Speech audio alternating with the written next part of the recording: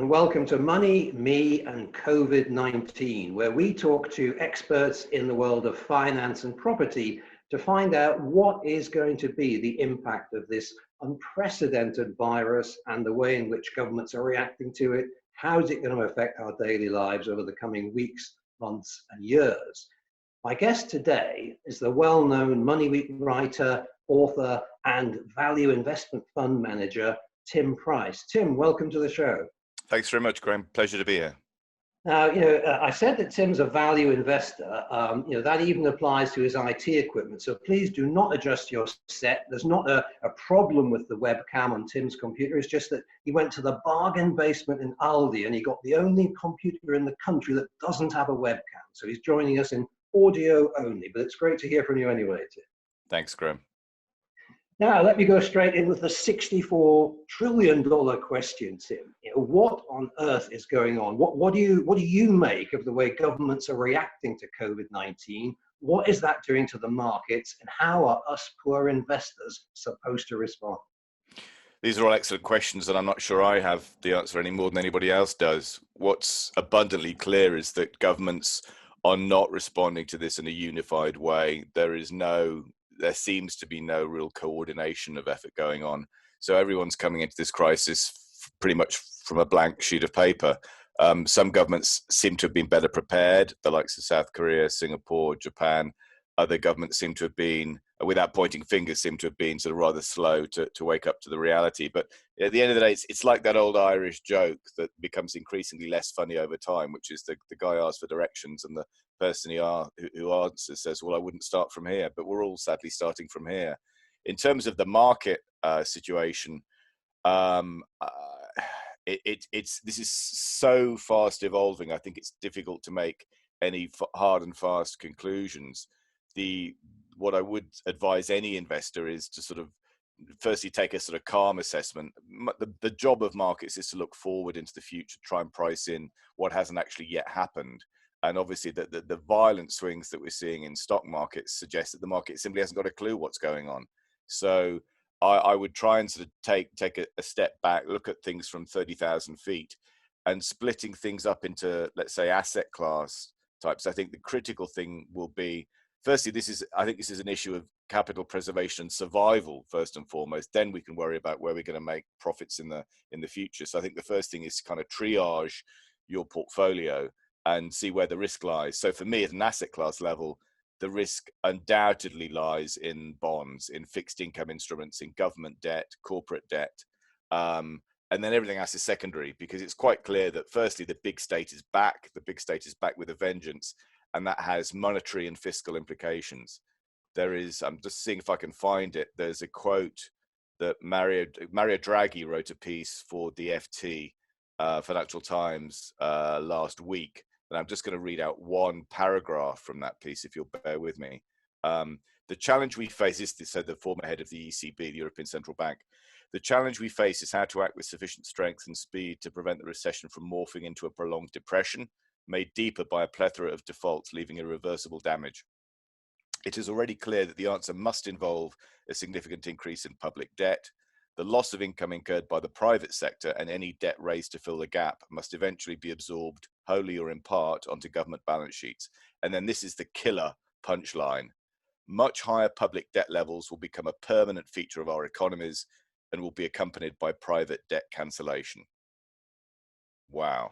Yeah, and do you want to just explain what actually private debt cancellation means? Yeah, so I think what Mario Draghi is getting at there is, firstly, when he talks about much higher public debt levels, he means that the amount of government debt, sovereign debt in the system is going to go even higher than it already was, and it was already egregious and unacceptably high. When he talks about private debt cancellation, I think he's basically talking about corporate debt being defaulted,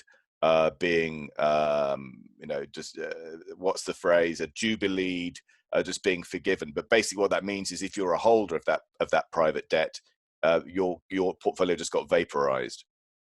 Exactly, and one of the things that concerns me is if you speak to a high street financial advisor, they would say oh, the stock markets are looking a bit dodgy, let's do a flight to safety and we'll all go into government bonds. And that's the Mm. very thing you're saying could be the highest risk asset class. Yeah, I think so. I mean, we've been concerned about debt levels for a while. We were concerned about debt levels coming into the global financial crisis that's now 12 years ago. Amazing to recount. So we were worried about debt then. If we were worried about debt then, we have to be much more worried about it now, because, at the end of the day, debt's all very well if you're the borrower. But it's kind of catastrophic if you're the investor, and then you start seeing words like debt cancellation being bandied about, with abandon by people who are, at the epicenter of this financial sector. But also, I suppose, if you, let's say you choose to avoid corporate debt that you feel might be higher risk, but you then go into government treasuries and so on, they're now looking like most of them are going to be kind of zero or negative returns. So even that's a guaranteed loss. And not only that, I mean, that's correct, but not only that, it's worse than that, to the extent that I mean, again, I say it's kind of too early to make some of these conclusions because things are moving so quickly, but it is entirely plausible that in line with this huge increase in government debt, we're also going to potentially see in the near to medium term an outbreak of either messily high inflation, given the amount of money that's being printed, and there's going to be nothing on the other side to offset it in the way of, say, tax revenues, because so many people and businesses are going to go under as a result of this. So on the one hand, you've got the debt load getting higher, and on the other hand, you've got potentially high inflation or stagflation, that old keyword from the 70s, if anyone remembers that. Either way, debt as an asset class has never been this expensive in 5,000 years of history. That would suggest to me that it's probably best avoided, if at all possible, if you have the choice to The other avoid it. side, obviously, I think most of the stock markets, we've seen like a 30% drop. We've seen a little bit of a boom when the massive $1 trillion recovery schemes are announced. But some people seem to think they're being smart at getting in now and buying these reduced price assets. What's your view on how close we are to the bottom of the stock market? It seems to me that trying to pick a bottom in the stock markets generally now is a bit like trying to catch a falling safe. So from a technical perspective, it probably is best not to buy until you've had confirmation that we've hit bottom and that bottom has been tested and found robust. So I don't think we're there yet, but I don't know, I may be wrong. What I'd also add is not all markets are created equal going into this crisis. So for the sake of argument, just to use an example, Japan, which has long been our favorite market geographically, as a region, Japanese companies have been hoarding cash for the last 25 years because they've been dealing with their own domestic deflationary depression. As a result, Japanese companies by and large now have the healthiest balance sheets in the world. They've also tripled their dividends over the last 6 years, and they are, for want of a better phrase, those companies that have little or no debt are pretty bulletproof. By comparison, say, to ... Big Finish, the US. So US companies are coming into this crisis with more debt than they've ever had on their balance sheets, with the valuations of their listed equity fueled by lots of years of easy share buybacks, which have benefited the management but not necessarily anybody else. And as a result, they look very, very vulnerable to me. So we're not a hedge fund, but if we were a hedge fund, we'd probably be long Japan and short US, for example.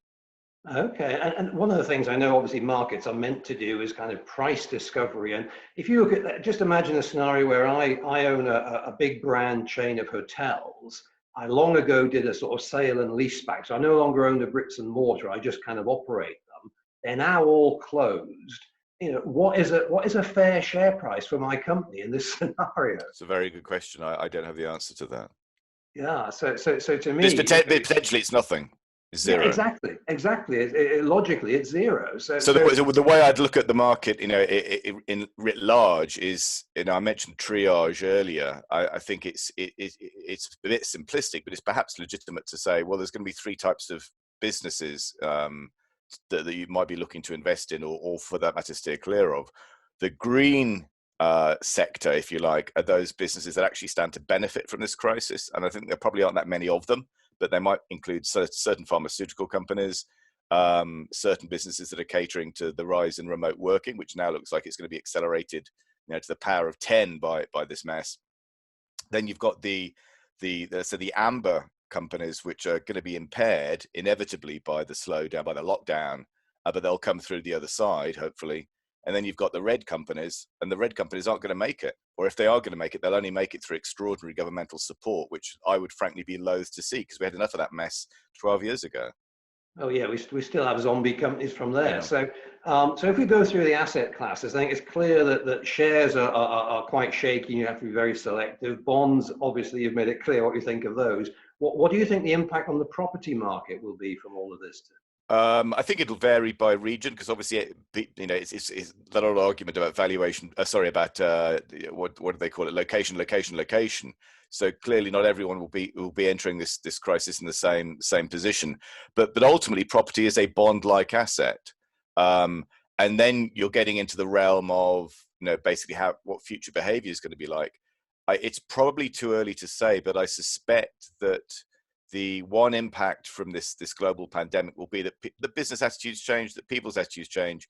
For example, I noticed that WeWork, which is one of the more sort of the poster children of sort of insane .com level, corporate insanity and access to cheap capital and all the rest, is sort of an outsourced office provider. I'm not convinced that. I'm convinced that remote working, i.e. people working from home, is likely to accelerate. I'm not convinced that people are going to want to spend, let's say, more time in offices as and when the dust settles. So some types of businesses may just go away and never come back.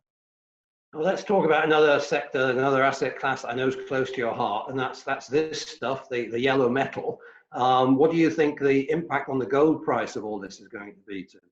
I sense that, I'm coming from the backdrop of an acknowledged oversupply of debt that's been building for years. If you accept the thesis that we've had too much debt for years, but there's going to be even more of it now issued per what Mario Draghi was writing about, I cited earlier. If you accept the thesis that the debt load is already gigantic, then you have to look at what's going to be the route out of this predicament. So one route out is that governments around the world are able to engineer enough economic growth to keep that debt serviced. I think that was impossible before, and I think it's doubly impossible now. The second option is that you default on it. We also operate in a credit-based economy. So widespread default is the economic equivalent of Armageddon. So let's park option 2. What is in box number 3? What is in box number 3 is what every heavily indebted government has always reverted to over time throughout all recorded history, and that's inflated away, inflation. So if you buy into that thesis, then the one asset that you probably want to own over any other is gold. Why? Because it's a form of money. It's always been money. It's a form of money that can't be printed. As simple as that. Okay, so are you increasing your own holding of gold at the moment? Well, I already own so much I can barely walk in a straight line. But what we've been doing, for example, within our fund is we've been rotating out of industrial cyclical stocks that we already liked anyway, but they've clearly been whacked by the sort of the downdraft, the generalized downdraft. But we've rotated those holdings into basically precious metals miners, predominantly in Australia, that have little or no debt. Because our thesis would be firstly that the gold price does go higher, but let's assume it just stays where it is. These companies which have little or no debt already have great margins. Those margins, if the gold price rises, will get even more attractive. So although, as I say, all markets are not created equal, I think there are pockets of opportunity within the markets if you look hard enough.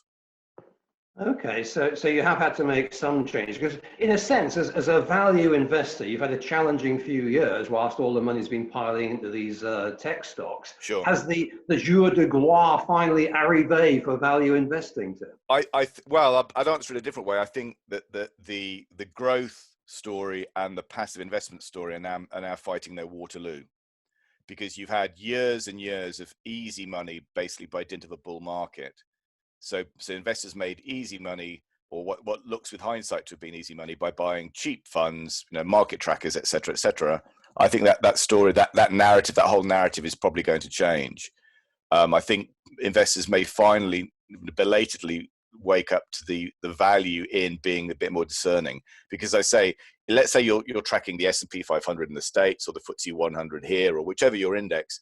That index is going to contain good, bad, and indifferent stocks, but some of those stocks are going to go to zero. I think as a result of this crisis, it's, you only have to look at the US jobless figures, and having sort of tootled around for whatever few 100,000, they've suddenly shot up to 6.6 million. The chart, it's like, I saw a tweet earlier from someone who just said they chose that iconic scene from Jaws, and the caption was, "We're going to need a bigger y-axis."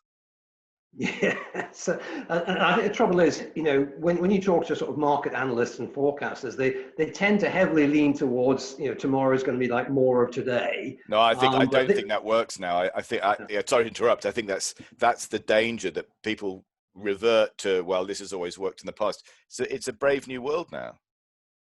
It is, and smarter people than me seem to be suggesting that it's highly unlikely that the next 10 years in, for example, the stock market can possibly produce anything like the returns we've experienced in the last 10 years.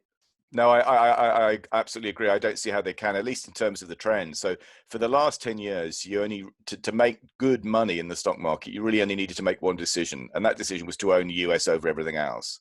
The second decision was then actually not even to own the US, it was just to own the shares of Facebook, Amazon, Apple, Netflix, Microsoft, and Google. And there you are. So you're like 6 or 7 stock portfolio, beat just about everything else on the planet. That's not just to denigrate those companies, and some of those I'm sure will continue to do extremely well, but it just goes to show what a bifurcated market environment we've lived through over the last decade. So basically, you didn't need international diversification, you just needed to own the US, and you didn't need to own the US market in entirety, you just needed to own half a dozen stocks. I don't think that story is going to play out in the same way over the next 10 years. Okay, well, just moving on to the other impacts of COVID-19. Obviously, you run your investment fund. Have you had to make any changes in how you operate your business as a result of all the lockdown measures? No, not really. I mean, I've been working remotely for the last several years anyway. So we meet, we have an office in Hatton Garden, for example, and we meet there to meet clients. But that aside, I've been working remotely from home, albeit without a webcam, I'm afraid, for some time.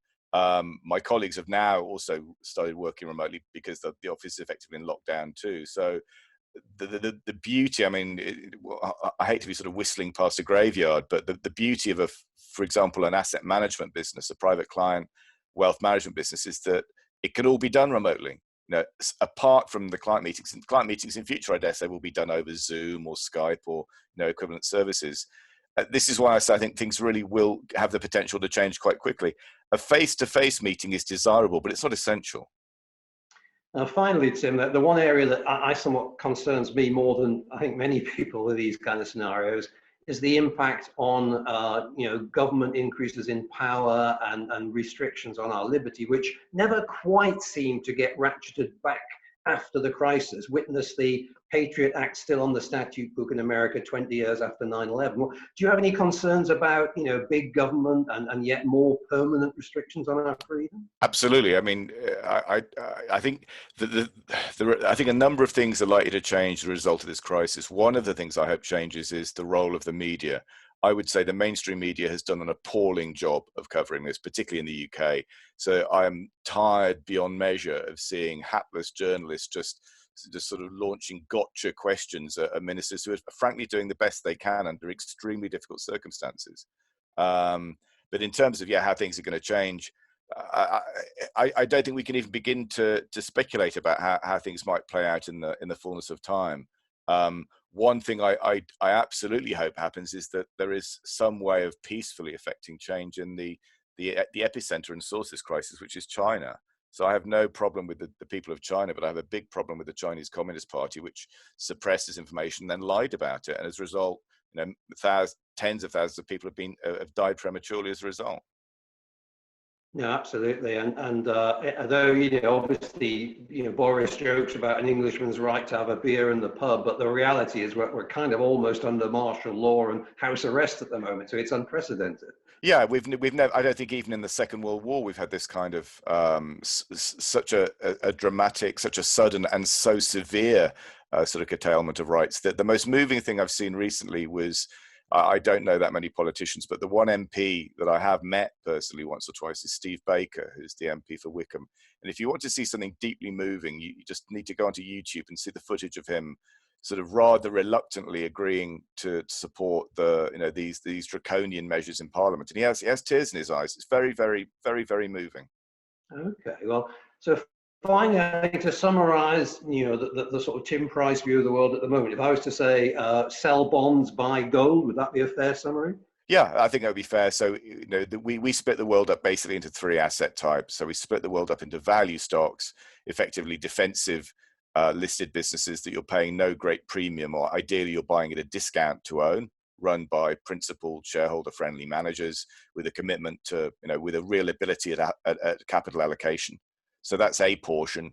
We invest in uncorrelated assets. So that's, for us, that's systematic trend following funds that have the capacity to make money in falling markets, which most traditional funds can't. And then the third component, and probably our highest conviction call at the moment, given the current and anticipated both monetary and fiscal stimulus, is real assets, notably the precious metals, gold and silver and related mining concerns, which have little or no debt. So that sort of range of three assets is what we've always invested in and what we'll continue to invest in. Fantastic. Well, that's great advice to end on. Tim Price, thanks very much for joining us. Thanks, Graham. Join us again next time for another Money, Me, and COVID-19. Thanks very much for watching.